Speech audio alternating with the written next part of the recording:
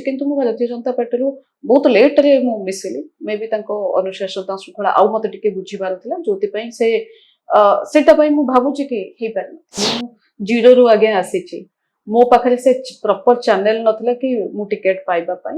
ମୁଁ ଯେବେ ଜନ୍ମ ହେଇଛି ଆମ କାନ୍ଥରେ ସେତେବେଳେ ପଦ୍ମ ଫୁଲ ଅଙ୍କା ହେଇଥିଲା। ଜନ୍ମରୁ ଆମେ ବହୁତ ଆଗରୁ ବିଜେପିର ଜାଣିଛୁ ତାଙ୍କର ଅନୁଶାସନ, ତାଙ୍କର ଶୃଙ୍ଖଳା, ତାଙ୍କର ସବୁ କିଛି ଆମେ ଜାଣିଥିଲୁ।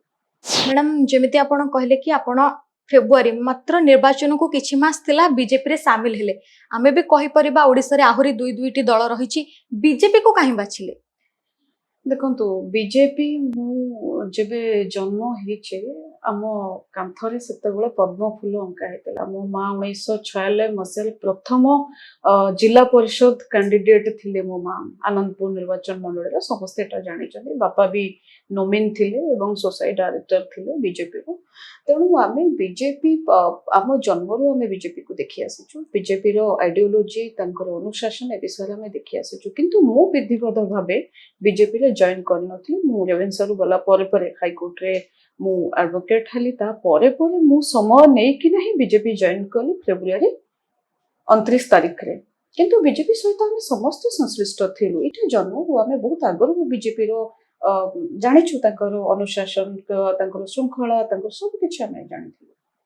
କିନ୍ତୁ मैडम जदि आमे कहबा कि सही बीजेपी जहा को आपण देखिले कि आपण छुआ बेलु घरे कांथरे पद्मफूल अंका हेतला, सेही आपण को निर्वाचन समय रे धोखा देला कि?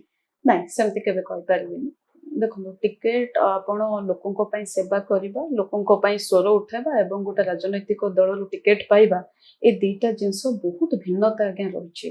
ଟିକେଟ କେବଳ ଆପଣ ସେବା କଲେ କିମ୍ବା ଲୋକଙ୍କ ସମର୍ଥନ ଥିଲେ ବି ତୁମେ ଟିକେଟ ପାଇପାରିବନି। ଟିକେଟ ପାଇଁ ଆପଣଙ୍କୁ କିଛି ସମର୍ଥନ ଦଳରୁ ବି ସମର୍ଥନ ଆସୁଥିବା ଦରକାର। ବୋଧ ହୁଏ ମୋର ସେଇ ଟିମ୍ ନଥିଲା କି ମୋ ପାଇଁ ଜଣେ, ମୁଁ ଜିରୋରୁ ଆଜ୍ଞା ଆସିଛି, ମୋ ପାଖରେ ସେ ପ୍ରପର ଚ୍ୟାନେଲ ନଥିଲା କି ମୁଁ ଟିକେଟ ପାଇବା ପାଇଁ। କିନ୍ତୁ ହଁ, ମୋର ବିଶ୍ୱାସ ଥିଲା କି ମୁଁ ଲୋକମାନଙ୍କ ପାଇଁ ଲଢିଛି, ଲୋକମାନଙ୍କ ପାଇଁ ସ୍ୱର ଉଠେଇଛି ଏବଂ ଲୋକଙ୍କର ପରିସ୍ଥିତି, ଲୋକଙ୍କର ପରିବେଶକୁ ମୁଁ ବହୁତ ପାଖରୁ ଦେଖିଛି। ତେଣୁ ସେଇ ଆଶା ନେଇକିନା ମୁଁ ଭାବିଥିଲି କି ନାଇଁ ଆମ ଏ ଭାରତୀୟ ଜନତା ପାର୍ଟିକୁ ଟିକେଟ ପାଇବା।